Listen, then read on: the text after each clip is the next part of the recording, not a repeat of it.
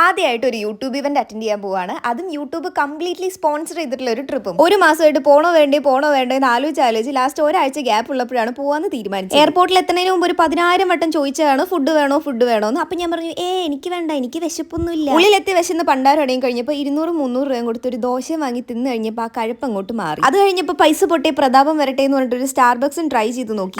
സുഭാഷ് അതും കൊള്ളായി. കാശിന്റെ കഴപ്പ, അതല്ലാതെ ഞാനിപ്പോ എന്താ പറയാ. അതിന്റെ വിഷമമൊക്കെ മാറി വരുന്നതിന് മുമ്പ് തന്നെ നമ്മൾ ഫ്ലൈറ്റിൽ കയറി കുറച്ച് കഴിഞ്ഞപ്പോൾ അടുത്ത റൗണ്ട് ഫുഡ് എത്തി. സ്വല്പം വെറൈറ്റി ആയിക്കോട്ടെ എന്ന് പറഞ്ഞിട്ട് വെജും നോൺ വെജും ഓർഡർ ചെയ്തിട്ടുണ്ടായിരുന്നു. ആൻഡ് വെജിൽ കിട്ടിയത് ബ്രെഡും ചെറുപയർ കറിയും. വെറൈറ്റി ആയില്ലേ. നോൺ വെജിൽ ചപ്പാത്തിയും ചിക്കനും ഒക്കെ ആയതുകൊണ്ട് പിന്നെ രക്ഷപ്പെട്ടു. പിന്നെ ഒരു വൈഫൈ ഒക്കെ കണക്ട് ചെയ്ത് സിനിമയൊക്കെ കണ്ടിരുന്ന ആ ഒരു ഗ്യാപ്പിൽ ഏകദേശം നമ്മൾ എത്താറായിട്ടുണ്ടായിരുന്നു. എന്ത് രസമുള്ള വ്യൂ അല്ലേ പുറത്ത്. പിന്നെ ഈ ഒരു ഇവന്റ് ഡൽഹിയിലായിരുന്നു. നമ്മൾ എയർപോർട്ടിൽ എത്തിയപ്പോൾ തന്നെ അവരുടെ ക്രൂ നമ്മളെ കോൺടാക്ട് ചെയ്തു. അവരുടെ ആൾക്കാർ എന്നെ വെൽക്കം ചെയ്യാനും പിക്കപ്പ് ചെയ്യാനും ഒക്കെ ഉണ്ടായിരുന്നു. സ്റ്റേ ഒക്കെ അറേഞ്ച് ചെയ്തിട്ടുണ്ടായിരുന്നത് ക്രൗൺ പ്ലാസയിലായിരുന്നു. ക്രിയേറ്റേഴ്സിനൊക്കെ ഫുള്ള് സെപ്പറേറ്റ് ആയിട്ടുള്ള റൂം ആയിരുന്നു ഉണ്ടായിരുന്നത്. പെട്ടിയൊക്കെ കൊണ്ട് റൂമിൽ വെച്ച് അടുത്ത റൗണ്ട് ഓഫ് ഫുഡ് അടിക്കാൻ വേണ്ടി വീണ്ടും താഴെ പോയി. ഫുഡിന്റെ കാര്യം പിന്നെ എടുത്തു പറയാൻ ഒന്നുമില്ല. ബ്രേക്ക്ഫാസ്റ്റ് ആയാലും ഡിന്നർ ആയി കഴിഞ്ഞാലും എല്ലാം നല്ല അടിപൊളിയായിരുന്നു. ഡിന്നറിനൊക്കെ പോയ സമയത്ത് കുറേ ഫേമസ് ആയിട്ടുള്ള ക്രിയേറ്റേഴ്സിനൊക്കെ കണ്ടിട്ടുണ്ടായിരുന്നു. അതൊക്കെ കഴിഞ്ഞ് ഞാൻ എന്റെ റൂമിലോട്ട് പോയി. റൂമിൽ പോയപ്പോൾ കരൽ അലിയിപ്പിക്കുന്ന ഒരു കാഴ്ചയായിരുന്നു. ലെറ്റർ ഒന്നും അല്ല, ഒരു ട്രോളി നിറയെ ഫെറാറോ റോഷർ. ഇനിയിപ്പോ ഇവന്റിന്റെ റൂമിന്റെ വിശേഷങ്ങളൊക്കെ അടുത്ത വീഡിയോയിൽ പറയാം.